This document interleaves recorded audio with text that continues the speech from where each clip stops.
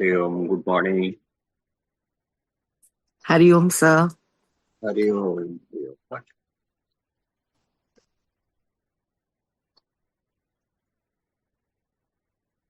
Late us start today's program. Microphone mute कर लेना सभी लोग, प्लीज म्यूट योर माइक्रोफोन्स।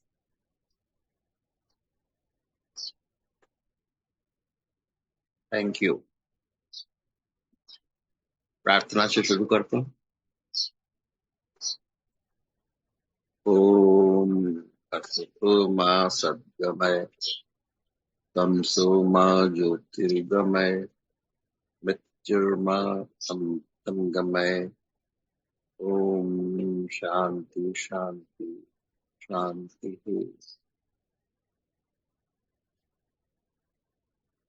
असत से सत की ओर का अर्थ है माया से ब्रह्म की ओर। क्योंकि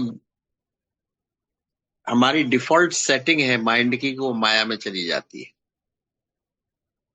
सोच हमारी माया में चली जाती है।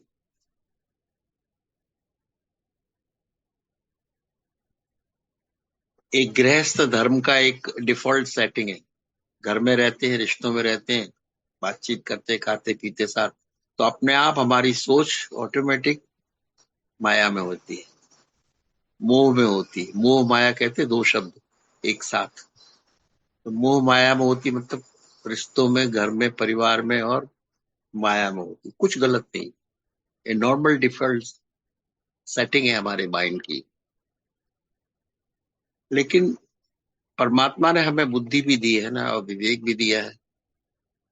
तो जब हम सुबह उठे, मालूम है माया में सेटिंग है, अब इसकी सेटिंग चेंज करो। तो सेटिंग चेंज की, विवेक में आ जाओ, यानी माया से ब्रह्म की ओर, परमात्मा की ओर। और ये सेटिंग जब जब आप डिफॉल्ट सेटिंग में चले जाएं, अलर्ट रहें और फिर रीसेट करते रहें अपने आप को, जब तक एक नई हैबिट डेवलप ना हो जाए और ये अंतर से शब्द सुनाई दे, माया से ब्रह्म की ओर। मैं माया में हूं कि ब्रह्म में हूं, मोह माया में हूं कि ब्रह्म में हूं। जब ये अवेयरनेस होने लगे अपने आप में, तो ये भी बहुत बड़ी बात है कि इंसान समझ सके कि मैं माया वाले मोड में हूं कि मैं ब्रह्म मोड में हूं। इतना अपने आप को जैसे ही हम याद दिलाते हैं, मोड स्विच ओवर हो जाता है ब्रह्म में। ब्रह्म में होते ही दृष्टा भाव आता है। माया में था तो करता है, भोगता है। और कर्ता भोक्ता का बॉस कौन होता है? ईगो। मतलब ईगो बॉस होता है माया में, हमारे मन में, डिफॉल्ट सेटिंग में। लेकिन जब विवेक एक्टिवेट हो जाता है तो दृष्टा is the boss. Switch over हो गया अटेंशन, ईगो से दृष्टा की तरफ आ गया। अब हम देख किसको रहे? अब ईगो को ही देख रहे डायरेक्टली। अब माइंड की जितनी और चार फैकल्टी हैं उन्हें नहीं देख रहे। मेमोरी को नहीं देख रहे, विचारों को नहीं देख रहे, भावनाओं को नहीं देख रहे। क्योंकि जो सबका एक रिप्रेजेंटेटिव है ईगो, उसको देख रहे। क्योंकि ईगो है तो सब कुछ है, तो डिजायरर है, डूअर है। स्टार्ट ऑफ कर्मा का प्रारंभ ही ईगो से होता है। और कर्मा मोड से अगर बाहर आने का है, दृष्टा मोड में, तो विवेक की जरूरत पड़ेगी। क्योंकि तब हमारा सत्संग शुरू होता। सत्संग मीन्स जब विवेक एक्टिवेट हो, या सत्संग हो तो विवेक एक्टिवेट होता है, या विवेक एक्टिवेट हो जाए तो सत्य संग हो जाता है। क्योंकि दृष्टा सत्य है। अटेंशन अगर दृष्टा के साथ आए तो विवेक एक्टिवेट हो गया या सत्संग एक्टिवेट हो गया, दोनों बातें। सत्य का संग।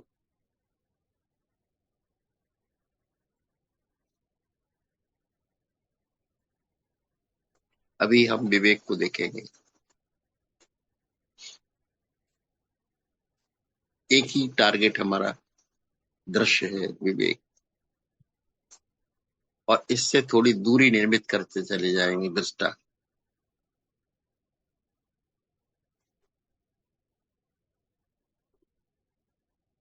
जैसा मैंने कहा कि 3 शरीर होते हैं,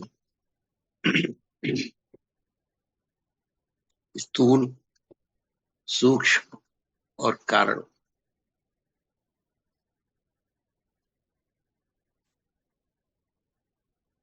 तीनों के पार दृष्टा होता है। टेंशन स्थूल में रहे तो दृश्य है, सूक्ष्म में रहे तो दृश्य है, कारण में रहे तो दृश्य है। तीनों में संसार मोड होता है, मोह माया का मोड ऑपरेट होता है। यानी अपना व्यक्तित्व, पुराना व्यक्तित्व होता है, और ट्रेनिंग दी जाती है फ्रॉम ओल्ड टू न्यू, नए व्यक्तित्व की ओर।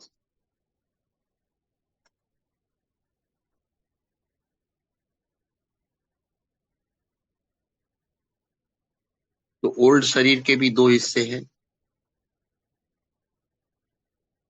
2 परतें हैं, अन्नमय कोश, प्राणमय कोश।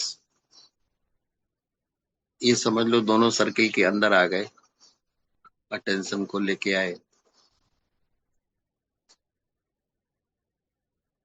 फिर सूक्ष्म शरीर के भी 2 हैं, मनोमय कोश, विज्ञानमय कोश।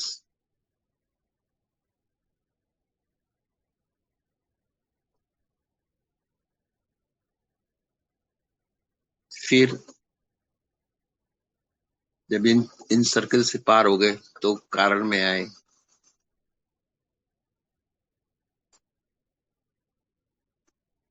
कारण के पार हो गए तो आनंदमय कोष आ गए। अब यहां से आनंद शुरू हो जाएगा। तब तक आनंद नहीं है, तब तक सुख दुख है, द्वैत है। दोनों की फीलिंग आपको आएगी, लेकिन जैसे ही आप आनंदमय कोष में आते फिर दूसरी फीलिंग नहीं है, अद्वैत है, वननेस।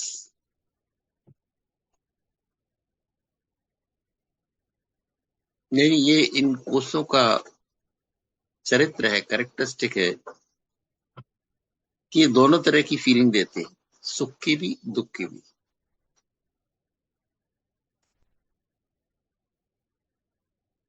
पीड़ा की भी आराम की भी। ये इनकी नेचुरल प्रवृत्तियां हैं।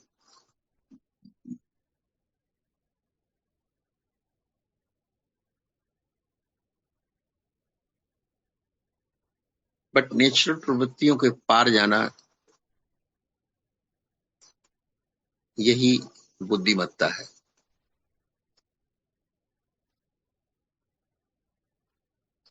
यही डिफरेंस है नॉर्मल व्यक्ति में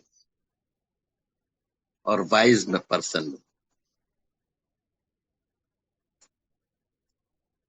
यही डिफरेंस है इंटेलिजेंस एंड विजडम के बीच में।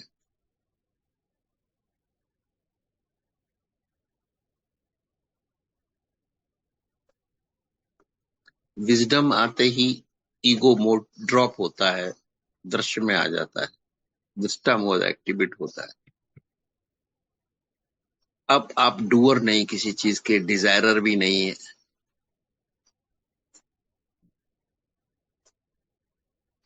एंड जो बिजनेस होती कंडक्टर, वो भी ईगो है। Doer, desirer and conductor. जितना भी दिन में सोच या याद या जो भी करते हो, तो कंडक्ट करने वाला इन सबका ईगो रहता है। डिजायरर भी वही है, डूअर भी वही, और मैनेजमेंट भी, कंडक्ट भी वही करता है, सब बिजनेस, शरीर की, संसार की।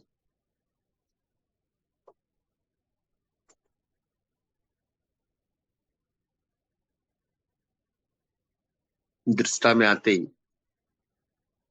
दूसरों का मूल्यांकन नहीं करते थे कभी। ईगो हमेशा दूसरों का मूल्यांकन करता है। ईगो की पहली शर्त कि वो आकारों से आइडेंटिफाई करता है, परिचय उसका आकार है। दूसरा, नमस्ते सर। नमस्ते। तो पहली शर्त ईगो की, या पहली कंडीशन है कि वो आकार से परिचय है उसका। दूसरी ये कि सोच विचार परिस्थिति चारों तरफ उसको लुकआउट करता है। तीसरी, हमेशा उसकी नजर दूसरों पर है, खुद पर नहीं है नजर। घर में और मेंबर है, उस पर है। परिस्थिति और है, उस पर है। परिणाम और है, उस पर है। चिंता है, उससे जुड़ा हुआ है। लक्ष्य जिंदगी में हम सेट करते हैं, उससे जुड़ा हुआ। क्या क्या करना है, एजेंडा क्या है, उस पर उसकी नजर है।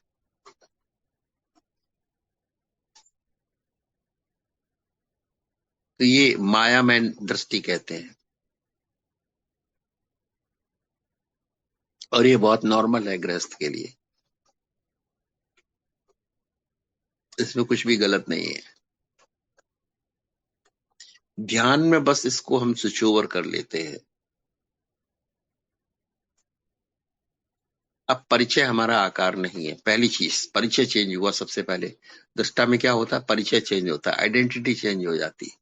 आकार से निराकार हो जाते हैं, क्योंकि तीनों आकार शरीर होते हैं, स्थूल सूक्ष्म कारण। दृष्टा तीनों से बाहर आ जाता है, निराकार। तो परिचय निराकार होता है।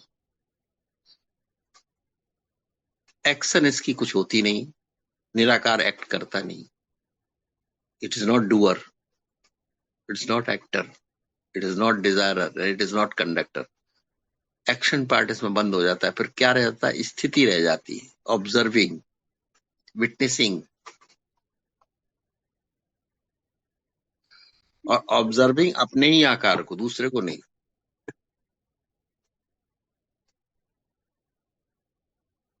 अपने ही स्थूल सूक्ष्म कारण तीनों को ऑब्जर्विंग करता है।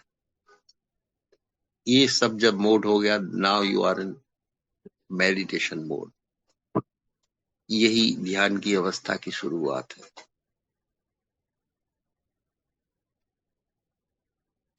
तब तक ये तैयारी थी, दृष्टा को एक्टिवेट करना मानी निराकार मोड में चले जाना। निराकार मोड मीन्स ब्रह्म मोड, आकार मोड मीन्स माया मोड।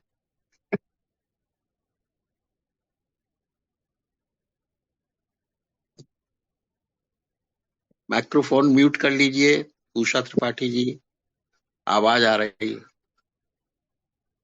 आप म्यूट ही रखिए माइक्रोफोन। Thank you.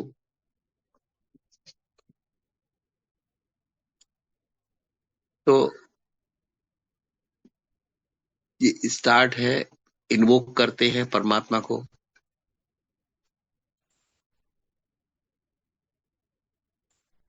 और अहंकार को देखते हैं, ईगो को देखते हैं।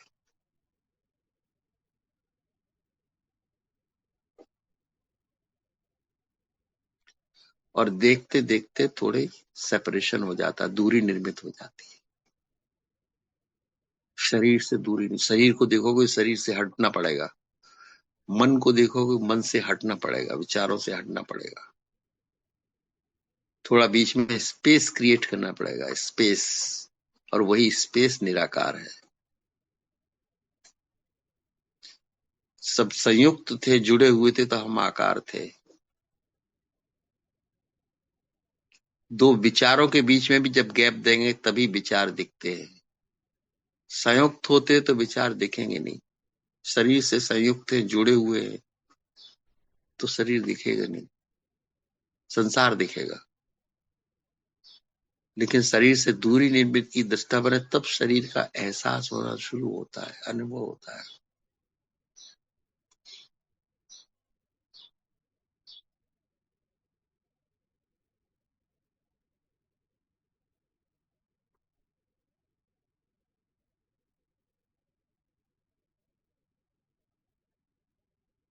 अब आपको ये माया का खेल नजर आएगा,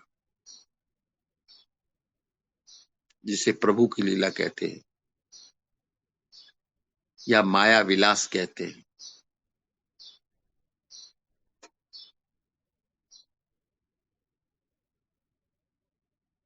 पंचभूतों का खेल नजर आएगा। वही आपका शरीर है, वही बाहर है।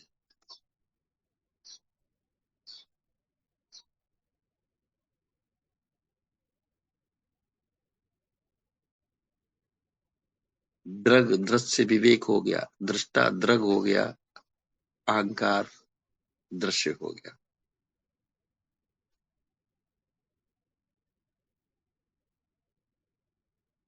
धीरे धीरे दृष्टा गहराता चला गया, जैसे सागर की गहराई में जाते हैं। अब तरंग के हिस्से नहीं रहे, मन के हिस्से नहीं रहे। अब तरंग कितनी ही बड़ी आने दो, सुनामी भी आने दो, ज्वार भाटे भी आने दो, हम सागर में इतने गहरे चले गए हैं कि 25-50 फीट अगर सागर के नीचे चला जाए तो ज्वार भाटे का असर नहीं होता। फिर गहरे में समुद्र शांत होता है। हम भी अपनी चेतना की गहराई में, बिकॉज हम we are the ocean of consciousness, चेतना के सागर हैं। डीपर एंड डीपर, उतने ही हम रिलैक्स होते चले जाते हैं, जितना ही अटेंशन डीप में जाता है। साइलेंस होते चले जाते हैं, माइंड साइलेंस हो जाता है, एक्टिविटी साइलेंस जोन में आ जाती है। बिकॉज सब कुछ एक्टिविटी थी अटेंशन के कारण।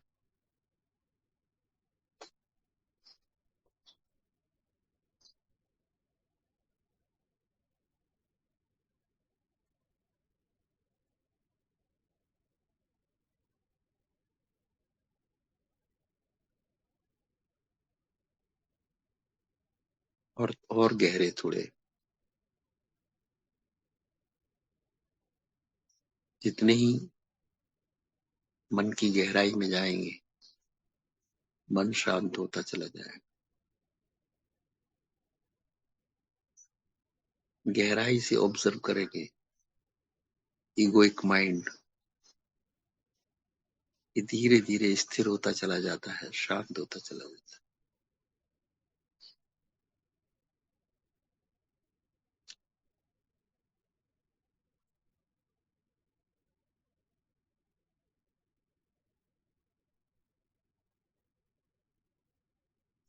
जितना ही स्थिर और शांत होता है, उतनी क्लियर विजन आता है हमारा। अगर किसी तालाब में लहरें उठे तो दिखता नहीं, लेकिन अगर स्थिर हो जाए तो उसका तल, बॉटम भी दिखाई दे जाता है। अगर पानी साफ हो और लहरें ना हो, दो चीजें, डर्ट ना हो, निगेटिविटी ना हो, चिंता ना हो,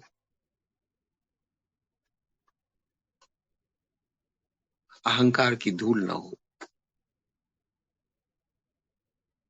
जो कि माया के रूप में मौजूद रहती, तो पानी स्वच्छ हो जाता है। और जब गहरे में जाते तो स्थिर भी हो जाता है। तो पानी अगर जल का स्वच्छ हो और स्थिर हो तो उसका बॉटम भी नजर आता है। अपनी ही डेप्थ, अपनी ही मन का जो बॉटम है, यानी हमारा बॉटम सबकॉन्शियस माइंड है। कॉन्शियस माइंड का बॉटम सबकॉन्शियस माइंड है।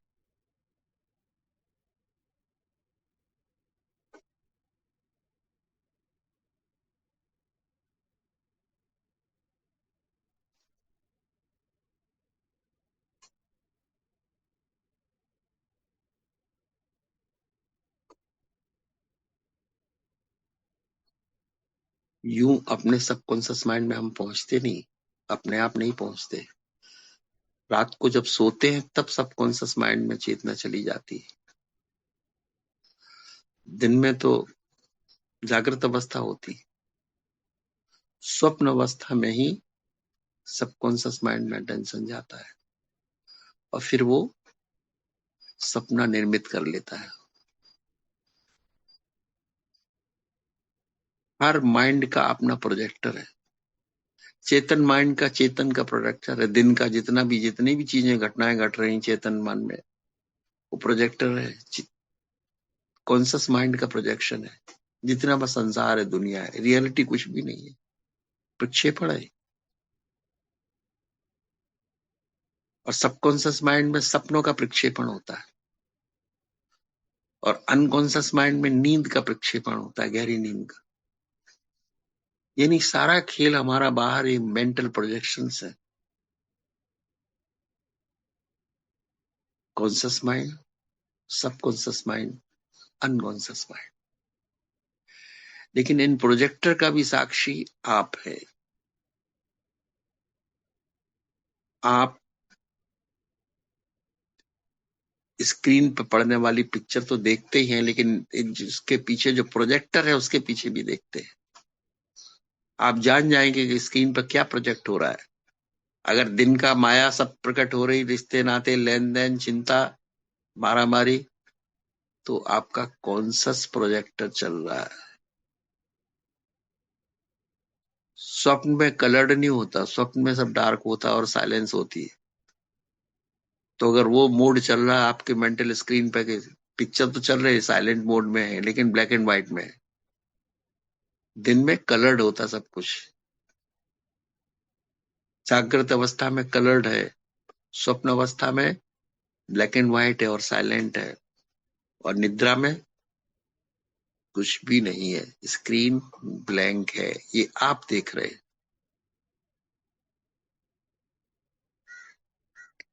ये माइंड के तीनों प्रोजेक्शन, इसका मतलब आप माइंड से परे चले गए, प्रोजेक्टर के परे चले गए। और प्रोजेक्टर के परे जाके स्थिर भी हो गए। अब सीट चेंज नहीं कर रहे, वो फिक्स हो गए वहां।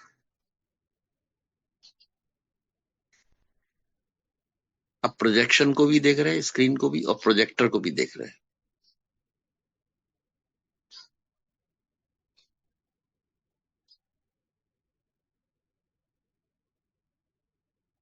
पूरा खेल समझ में आ गया हमारा।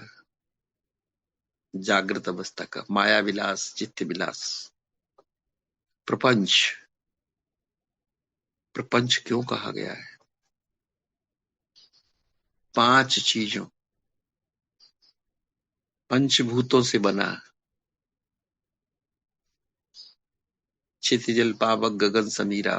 पांच भूत, पांच तत्वों से बना माया का एक खेल, इसको प्रपंच कहते हैं। आप लोग सब लोग कहते हैं ये माया का प्रपंच है, प्रपंच जाल है। और बाहर भी प्रपंच जाल, और आपका शरीर भी प्रपंच है, वो भी पांच चीजों से बना।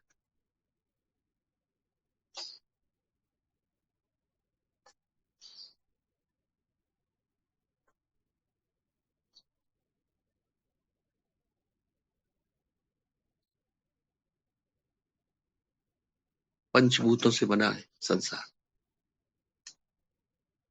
तो पहले कहा कि ये खेल परमात्मा का है। फिर माया शक्ति है परमात्मा की, तो फिर कहा कि ये खेल माया का है।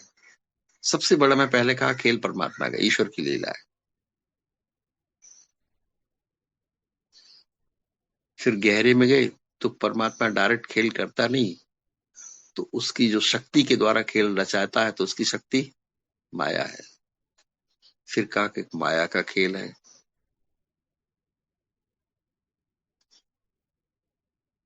फिर जब और गहरे गए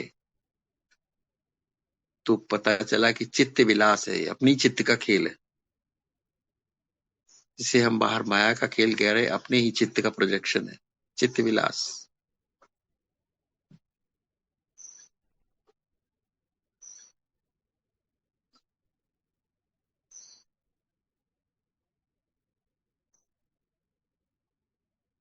फिर और गहरे गए तो चिन्मय हो गए, चित्त को ही देखने लगे, चिन्मय।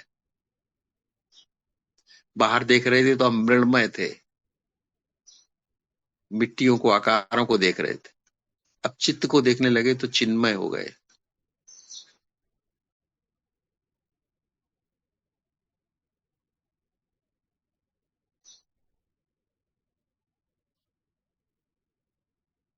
और गहरे गए,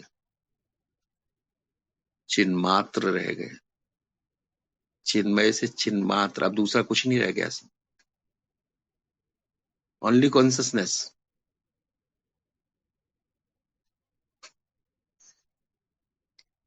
ये जो रिडक्शन का खेल है, ग्रॉस से सटिल, सटिल से कॉजल,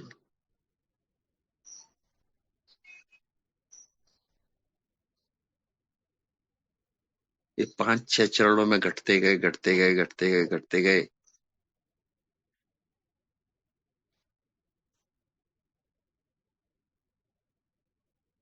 इसका मतलब सब खेल कॉन्शसनेस का था, सब खेल हमारा ही था। हमारे दुनिया हमारा खेल है, प्रोजेक्शन है। हम ही जनक है उसके, हम ही क्रिएटर है उसके। यूनिवर्स का खेल यूनिवर्सल कॉन्शसनेस के द्वारा होता है, और उसका सॉफ्टवेयर है यूनिवर्सल माइंड, हिरण्यगर्भ।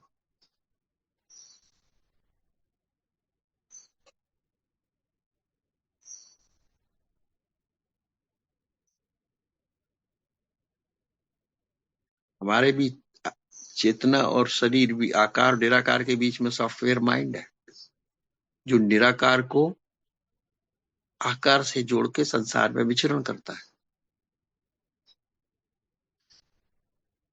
डायरेक्ट चेतना मन से नहीं जुड़ती, शरीर से नहीं जुड़ती, आकार से नहीं जुड़ती, क्योंकि वो निराकार है।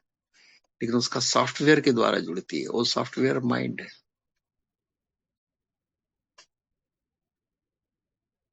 फिर धीरे धीरे सॉफ्टवेयर चेतना को छोड़ देता है और खुद बॉस बन जाता है। यही भूल हो जाती है।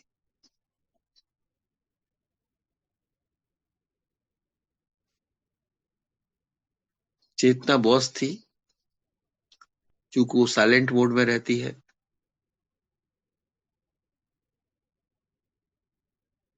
उससे हम हट गए और मन ने टेक ओवर कर लिया सिस्टम। सॉफ्टवेयर ने आपका कंप्यूटर टेक ओवर कर लिया, चलाने वाला नहीं।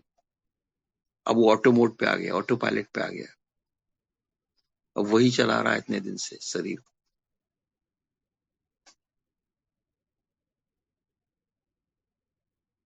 लेकिन विवेक के द्वारा, दृष्टा भाव के द्वारा अब हमने अपनी मलकियत हासिल की है, दैट ये सारे सिस्टम का और रियल ओनर हमारा कॉन्सियसनेस है, नॉट ईगो, नॉट माइंड।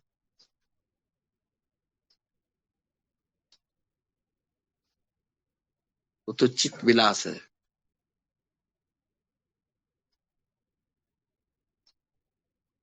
और चिन्मय होके बने रहते हैं ज्यादा से ज्यादा। चिन्ह मात्र नहीं हो पाते। चिन्ह मात्र ओनली कॉन्सियसनेस मात्र।